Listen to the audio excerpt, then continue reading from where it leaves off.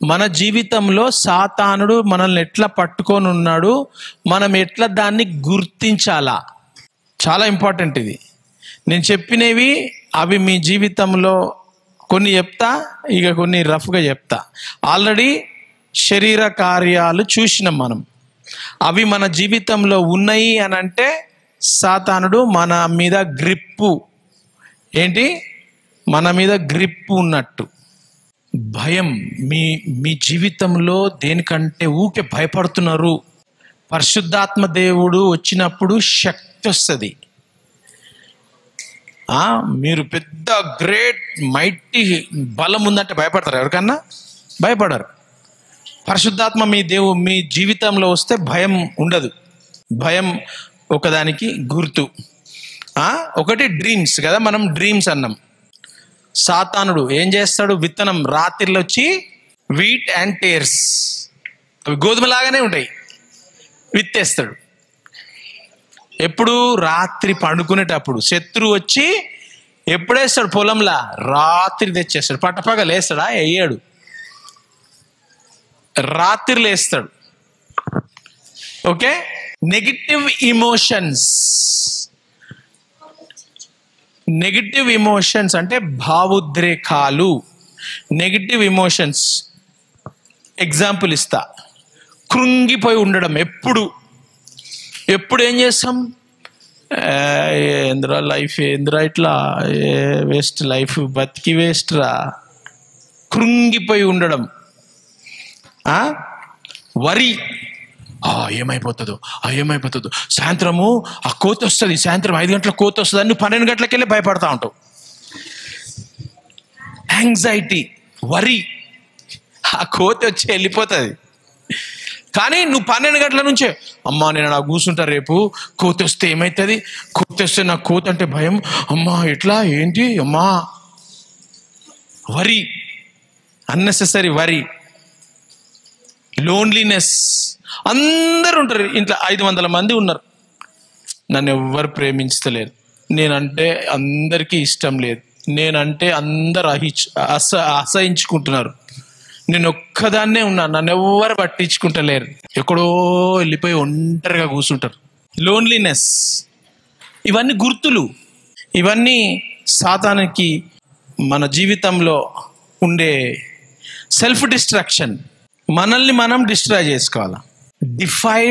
Defiled అంటే చాలా చెడుకి సంబంధించిన కోరికలు. చెడు చేయాలని కోరికలు. ఏంటి? చెడు చేయాలని కోరికలు. ఆ దయ్యం పట్టినోడు, సేనా దయ్యం పట్టినోడు ఏం చేసిండు? కోసుకున్నాడు, కొట్టుకున్నాడు, గాయం చేసుకున్నాడు, తన్ను తాను గాయం చేసుకున్నాడు. అట్లా మీరు చేసుకుంటున్నారంటే సాతాను యొక్క ప్రభావం మీ మీద ఉంది. కొన్ని అడిక్షన్స్, బానిసగా అయిపోతూ ఉంటాం. చెడు తలంపులు, ప్రతిసారి చెడు తలంపులు వస్తుంటాయి. వాడిని చూడంగానే వాడిని కొట్టేసేయాలా, వాడిని తలకాయ తీసేయాలా, వాడిని కన్ను బీకేసేయాలా అని చెడు తలంపులు వస్తూ ఉంటాయి. అర్థమైందా? దీని గుర్తు ఏంటంటే సాతానుడు మీ జీవితంలో ప్రభావం చూపిస్తూ ఉన్నాడు. నెక్స్ట్, ఈ నాలుక ఉంది కదా, అంత డేంజర్. నీ నోరు ఆగదనమాట. ఏంటి? నీ నాలుక అద్దులో పెట్టుకోలేం. పొద్దుగాల అని లేవగానే సంస్కృతం వస్తుంది, నీ అని వస్తుంది. ఇక మీరు చెప్పేటి దాంట్లో ఫిల్ ఇన్ ద బ్లాంక్స్లో పెట్టుకోరు. పెద్ద పులిని ట్రైనింగ్ ఇచ్చి ఆ పెద్ద పులి వచ్చి నిన్ను ఇట్లా హగ్ చేసుకునే అంత ట్రైనింగ్ ఇవ్వచ్చంట. ఎలిఫెంట్కి ట్రైనింగ్ ఇవ్వచ్చంట. అది ఇట్లా లేచి నీకు నమస్తే పెడుతుంది. ఎలిఫెంట్ ట్రైనింగ్ ఇవ్వచ్చంట. టంగ్ చాలా ఇంపార్టెంట్. నువ్వు టంగ్ కంట్రోల్ చేయలేదని అంటే నీ లైఫ్ డిస్ట్రాయ్. ఓకేనా? కొన్ని మంత్రాలు, కొన్ని తాయతలు, కొన్ని ఇతరుల కోసం డిస్ట్రాయ్ కావాలని కొన్ని పూజలు కొంతమంది చేస్తారు. చాతబడులు, బ్లాక్ మ్యాజిక్, బ్లాక్మెయిల్ చేయడం. బైబిల్ అంటుంది అస్సలు మనం మ్యాజిక్ చేయొద్దు, మంత్రాలు చేయొద్దు, తంత్రాలు చేయొద్దు, పూజలు, శుద్ర పూజలు, ఈ నిమ్మకాయలు పెట్టి, మిరపకాయలు పెట్టి, రోడ్ల మీద ఇస్తరాకులు పెట్టి, పసుపన్నం పెట్టి అవి చేయొద్దు అని ఇన్వాల్వ్మెంట్.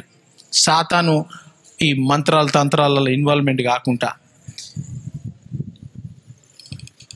లోకంలో ఎన్నో రిలీజియన్స్, మతాలు, అందరు ఏమంటారు, అన్ని మతాలు ఒకటే, అన్ని నదులు అంతా సముద్రంకే చేరుతాయి అని అంటారు కదా.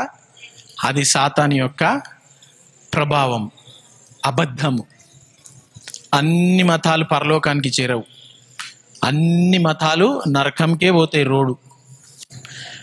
క్రిస్టియానిటీ మతం కాదు. క్రిస్టియన్ మతంలో మేము వచ్చినాము అనే మతం కాదు క్రిస్టియానిటీ మార్గము. ఎక్కడికి మార్గము? పరలోకానికి. అన్ని మతాలు పరలోకాన్ని తీసుకుపోవు, అన్ని మతాలు నరకానికి తీసుకుపోతాయి. యేసు ప్రభు I am the way, the truth and the life అన్నాడు. నేనే మార్గము పరలోకానికి, దేవునికి. నేనే నిజమైన దేవుణ్ణి, సత్యాన్ని. నేనే జీవాన్ని, ఇటర్నల్ లైఫ్. సో గుర్తుపెట్టుకోండి, ప్రతి మతము, ఈ దేశము, లోకము, రాష్ట్రము, ప్రపంచంలో ఏ మతం ఉందో ప్రతి మతము నిన్ను నరకానికే తీసుకొని పోతుంది.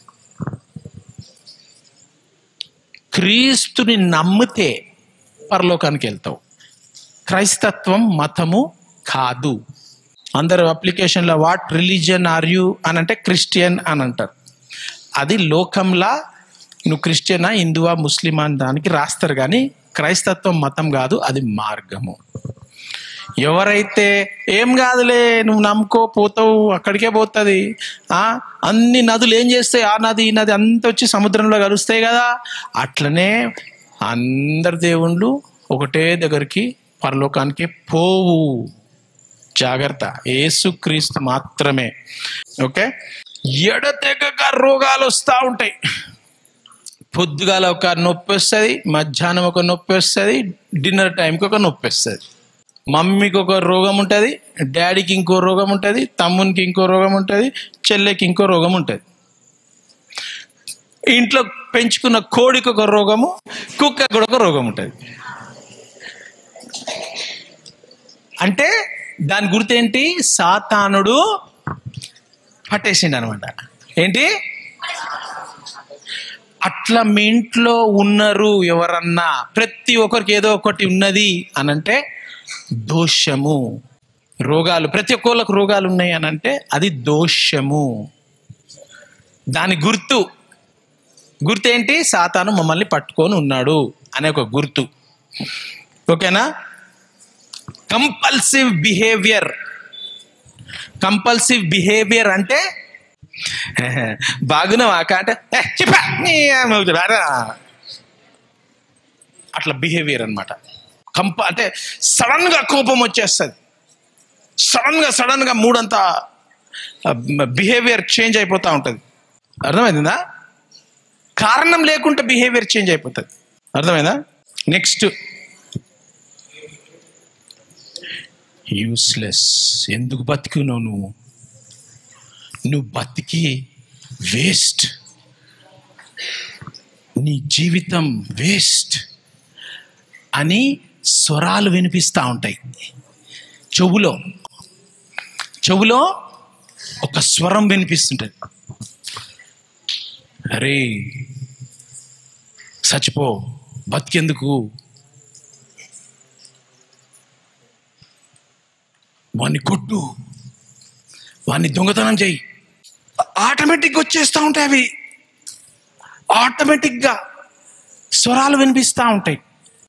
ఆ స్వరాలు అట్లా వినిపిస్తున్నాయంటే జాగ్రత్తగా మీరు దాన్ని ఏం చేయాలా? బైండ్ చేయాలా. యేసు నామంలో స్వరము పోవునుగాక అని చెప్పి బైండ్ చేయాలా. ఓకేనా? కొన్ని ఇట్లా వస్తువులు ఇట్లా తిరుగుతూ ఉంటాయి రూమ్లో, నీ ముందే తిరుగుతూ ఉంటాయి. కొంతమందికి, అందరు కాదు. కొంతమందికి ఇట్లా కిటికీ తెరుచుకోవడం, ఆ కిటికీ తెరవదు, అది ఆత్మీయంగా డ్రావర్స్ ఓపెన్ క్లోజ్ అవుతుంటాయి. ఇంట్లో డ్రాయర్ ఉంటుంది కదా టేబుల్కి, అది ఓపెన్ క్లోజ్ అవుతుంటాయి. కొంతమందికి నిమ్మకాయలు వచ్చి కనిపిస్తుంటాయి. నిమ్మకాయలు రాత్రిలా ఇట్లా వస్తాయి ముంగటికి, నిమ్మకాయలు ఇటు ఇటు తిరుగుతూ ఉంటాయి మూతి దగ్గర. రాత్రిలా మిరపకాయ, ఎర్ర మిరపకాయ కనిపిస్తుంది, పచ్చడి అనుకొని తినేవు. చాలామందికి కొన్ని కళలలా ఎవరో అమ్మమ్మ, నాన్న, తాత, మమ్మీ ఎవరో వచ్చి తినిపిస్తారు కొన్ని. జాగ్రత్తగా ఉండండి, తినకండి. కళలలా వచ్చి తినిపిస్తూ ఉంటారు. కళలలా కొన్ని విషయాలు, చేయని విషయాలు చేస్తారు. అవన్నీ సాతాను శక్తులు. అమ్మమ్మ, నాన్నమ్మ చచ్చిపోయిన వాళ్ళు కళల రారు.